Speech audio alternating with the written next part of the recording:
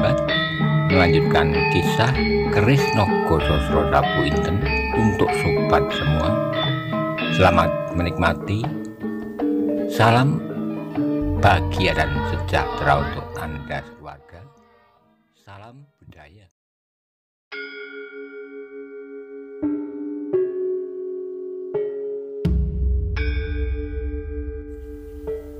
Pada episode sebelumnya dikisahkan, setelah melihat pengabdian yang tulus dari Aryo Saloko, Maiso Jenar, dan Kebo Kanigoro dalam memberantas golongan hitam, Lembu Soro merasa menyesal atas perbuatannya yang telah lampau.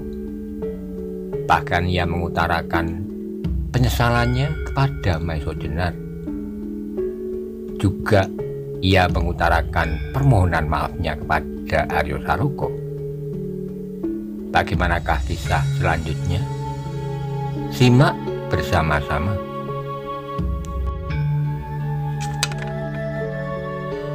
Aryo memalingkan kepalanya. Ia mendengar pertanyaan yang serupa dari yangnya tadi. Maka ia pun menjawab, "Aku tidak tahu, Paman. Tadi yang pun menanyakan Adi Saung Sariti. Aku kira Adi bersama-sama dengan Paman." Kembali penyesalan melonjak-lonjak di dalam dadanya. Pasti anak itu pergi dengan Galunggung, seorang yang sama sekali tidak mempunyai harga diri dan kesopanan dalam tata pergaulan manusia. Tetapi kembali Lembu Soro menimpakan kesalahan pada diri sendiri. Mudah-mudahan ia terbentur pada kenyataan ini seperti aku sendiri, gumam Lembu Soro, lebih-lebih ditujukan kepada dirinya sendiri. Kemudian kepada Aryo Saloko ia berkata, "Aryo, adikmu telah terlampau jauh tersesat seperti aku. Namun aku masih dapat melihat kenyataan ini. Mudah-mudahan Saung Sariti pun demikian. Dapatkah kau membantu aku membawanya kembali ke jalan yang benar?" "Mudah-mudahan, Paman," jawab Aryo, meskipun ia tidak tahu apa yang harus dilakukan. Ia merasa adik sepupunya itu sedemikian membencinya, jauh lebih dalam daripada pamannya itu sendiri. Namun demikian ia berjanji untuk berusaha. Dalam pada itu tiba-tiba datanglah Wulungan. Dengan heran ia melihat Maiso Jenar, Kebo Kanigoro, dan Aryo Saloko masih enak-enak duduk di situ. Apakah ia belum mendengar laporan yang disampaikan oleh beberapa orang pengawas? Tetapi karena persoalannya sedemikian penting, maka Wulungan pun tidak segan-segan menanyakannya. Maka ia pun kemudian duduk pula di samping perapian itu sambil bertanya kepada Maiso Jenar, "Tuan, apakah Tuan telah mendengar laporan para pengawas?" Maiso Jenar mengerutkan keningnya. "Belum, Wulungan," jawabnya. "Laporan tentang apa? Ataukah laporan ini disampaikan kepada Ki Ageng Surodipoyono?" Namun meskipun demikian, Ki Ageng Surodipoyono pasti segera memberitahukan kepada Tuan dan Anggir Aryo Saloko, sambung Wulungan. "Penting sekalikah laporan itu?" tanya Aryo. "Ya, sangat penting bagi Anggir," jawab Wulungan. "Kalau demikian," ia melanjutkan, "biarlah aku panggil orang itu." Wulungan segera berdiri dan berjalan dengan tergesa-gesa. Yang ditinggalkan di tepi perapian itu pun bertanya-tanya dalam hati. Saat kemudian Wulungan kembali bersama seorang pengawas dari Pamingit. Diajaknya orang itu duduk pula dan berkatalah, inilah orang yang menyampaikan laporan itu, Tuan." Lembu Soro memandangi orang itu dengan seksama, kemudian berkatalah, "Dia, katakanlah apa yang kau lihat." Orang itu pun mengingsar duduknya kepada Ki Ageng Lembu Soro. Ia berkata, "Aku adalah salah seorang yang mendapat tugas untuk mengawasi perkemahan Laskar Golongan Hitam. Aku telah melaporkan segala sesuatu kepada Anggir Saung Sariti dan Kakang Galunggung." Wulungan tiba-tiba mengangkat dadanya sambil menarik napas dalam-dalam. Pasti ada sesuatu yang tidak pada tempatnya. Laporan itu tidak diteruskan kepada Aryo Saloko, Maiso Jenar, atau Ki Ageng Surodipoyono. Lembu Soro mengerutkan keningnya seperti Wulungan. Ia dapat menduga kelicikan anaknya. Namun sekali lagi dadanya dihantam oleh kegelisahan, penyesalan yang tiada taranya. Seolah-olah terdengar suara berdesing di telinganya. Kau jangan salah, Lembu Soro. Anak itu memang kau didik demikian. Di mana Sawung Sariti dan Galunggung itu? Tanya Lembu Soro menggeram. Aku temui mereka di pojok teras. Mereka baru saja keluar dari rumah Kakang Brodro Klenteng, Pangrantunan, sahut orang itu. Apa kerjanya di sana? Tiba-tiba mata Lembu Soro terbelalak. Orang itu menundukkan kepalanya, tapi ia tidak menjawab. Karena orang itu tidak menjawab, Lembu Soro mendesaknya. Hei, apa kerjanya di sana? Wulungan malingkan wajahnya ke arah api yang mercik dengan riangnya. Kebenciannya kepada anak kepala daerah Perdikan itu tiba-tiba semakin menyala. Seperti nyala api yang dipandanginya itu, Brodro Klenteng adalah orang yang sekotor-kotornya di Pangrantunan. Di rumahnya ada 2-3 orang gadis, bukan gadis tetapi yang disebutnya gadis penari. Penari tayub yang terkenal, bukan terkenal karena keindahannya menari, tapi terkenal karena keberaniannya menari.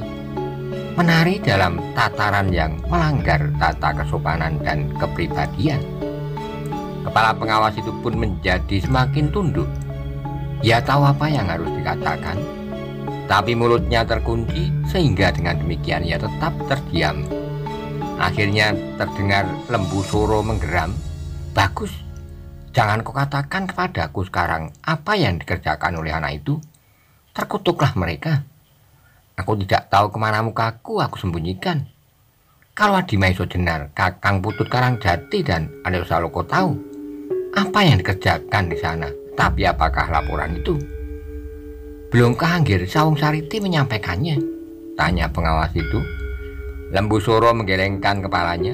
Belum, agak terlambat, katanya. Aku telah melihat beberapa waktu yang lalu. Ya, apakah itu? Desak Aryo Saloka tidak sabar. Aku lihat serombongan kecil orang berkuda meninggalkan perkemahan mereka. Mereka menuju ke utara, jawabnya. Maiso Jenar dan Kebu Kanigoro tersentak. Mereka mendesak maju sambil bertanya, siapakah mereka? Tidak jelas, tapi mereka menuju ke jalan ke Banyu Biru, jawabnya. Hei, Aryo hampir berteriak, kau tahu benar? Aku mengikuti beberapa langkah, jawabnya.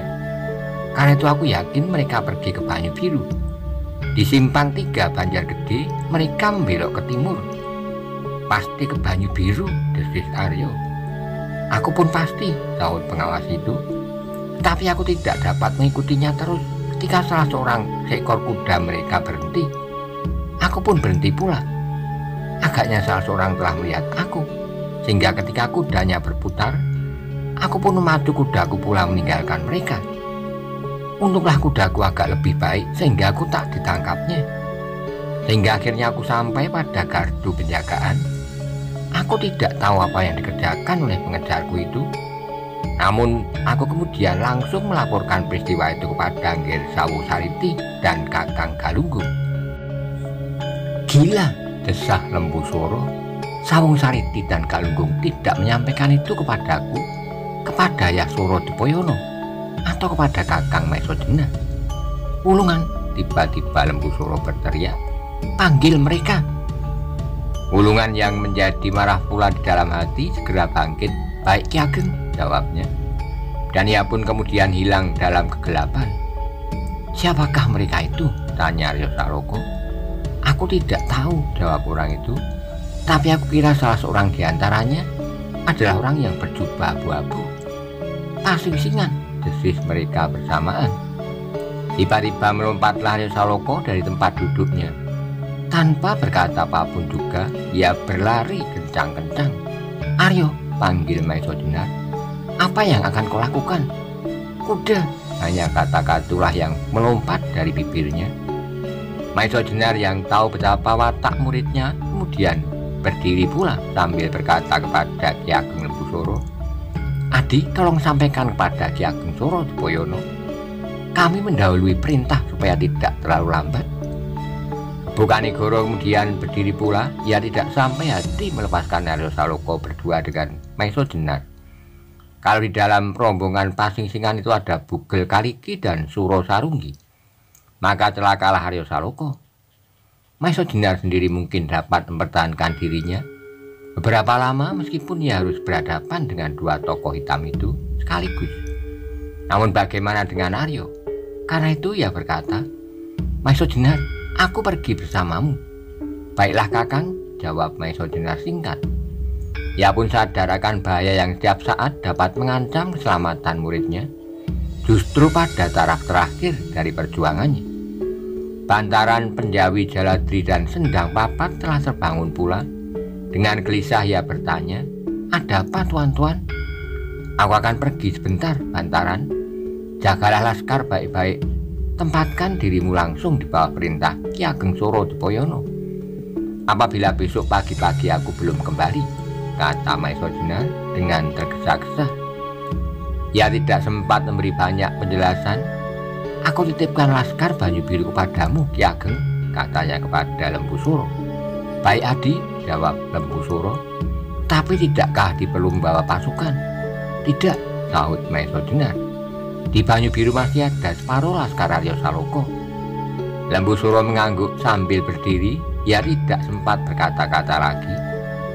Maiso Jenar dan Kebu Kanigoro dengan tergesa-gesa berjalan mengikuti jalan yang dilewati Aryo tadi. Mereka tahu benar kemana muridnya itu pergi. Aryo pasti pergi ke tempat kuda dipersiapkan. Mereka masih dapat melihat Aryo melarikan kudanya seperti angin. Dengan demikian Maiso Jenar dan Kebu Kanigoro segera melompat ke punggung kuda-kuda yang mereka anggap cukup baik. Para penjaga kuda itu memandang mereka dengan heran. Yang mereka dengar hanyalah kata-kata Aryo tadi, "Aku ambil seekor." Lalu anak itu pergi dengan cepatnya. Sekarang mereka melihat Maiso Jenar dan Kebu Kanigoro pun mengambil masing-masing kuda dengan tergesa-gesa. "Apa yang terjadi, Tuan?" tanya seorang penjaga. "Tidak apa-apa," jawabnya. "Kami sedang berlatih berpacu kuda." Penjaga itu tersenyum, tetapi ia tidak percaya. Meskipun demikian ia tidak bertanya-tanya lagi. Maiso Jenar dan Kebu Kanigoro pun segera memacu kudanya. Suara derap kakinya berdetak-detak memecah kesepian malam. Berapa orang yang mendengar suara derap kaki kuda itu pun terkejut. Namun mereka tidak sempat bertanya apakah dan kemanakah mereka pergi. Meskipun demikian mereka terpaksa meraba-raba senjata mereka. Kalau ada hal-hal yang penting akan terjadi di perkemahan itu. Sementara itu dengan geram Lembu Suro berjalan ke tempat peristirahatan ayahnya.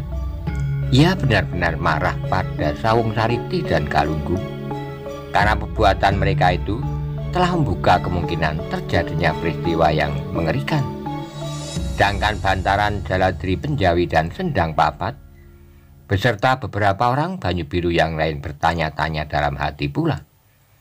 Mereka mendengar dari Ki Ageng Lembu Suro apa yang terjadi, tapi mereka tidak diperkenankan meninggalkan laskar mereka.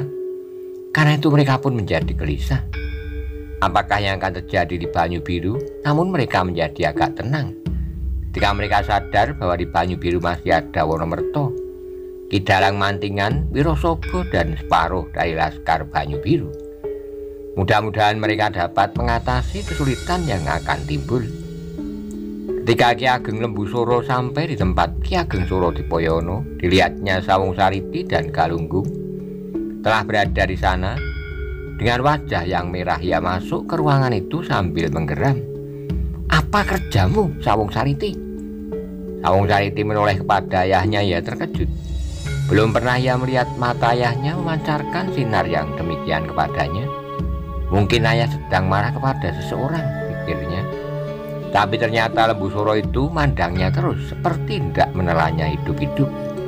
"Duduklah Lembu Suro," ayahnya mempersilahkan. "Sawung Sariti sedang menyampaikan kabar yang aku kira penting." Lembu Suro duduk di samping ayahnya, namun pandangan matanya masih saja melekat kepada anaknya. "Terlambat," geram Lembu Suro. "Apa yang terlambat, Lembu Suro?" tanya Ki Ageng Suro Dipoyono. "Kabar itu," jawab Lembu Suro.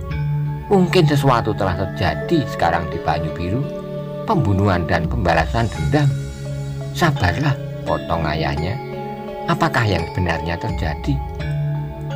"Apa yang disampaikan oleh Sawung Sariti?" Lembu Suro ganti bertanya. Tokoh-tokoh sakti dari golongan hitam telah meninggalkan perkemahan mereka, jawab ayahnya. Kemana? Desak Lembu Soro. Kemana? Ulang Ki Ageng Surodipoyono.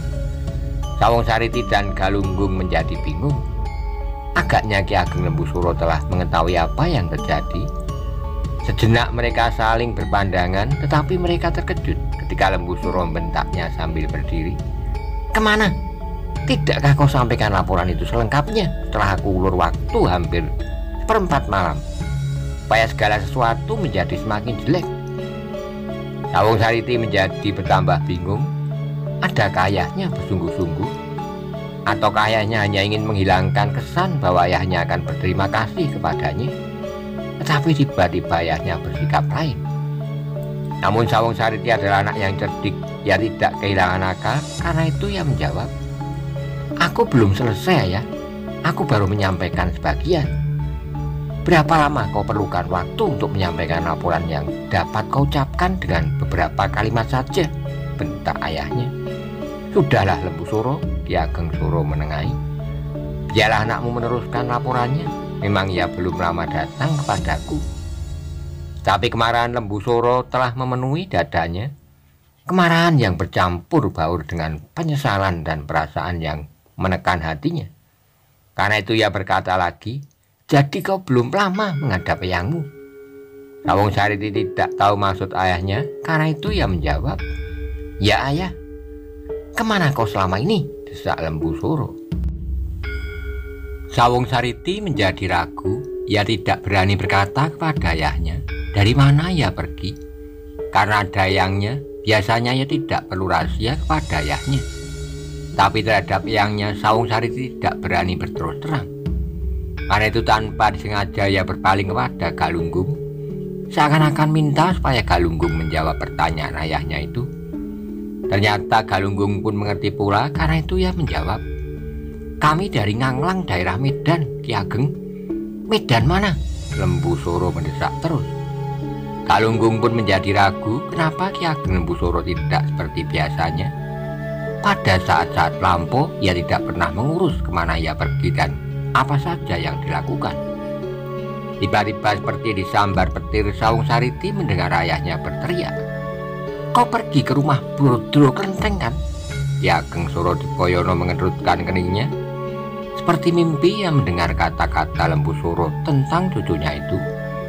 Mulut Sawung Sariti tiba-tiba seperti terkunci. Ayahnya benar-benar marah kepadanya, tidak kepada orang lain. Kemarahan yang belum pernah dialaminya. Namun Galunggung tiba-tiba berkata membela diri, tidak Ki Ageng, siapakah yang mengatakan? Mata Lembu Soro bertambah menyala.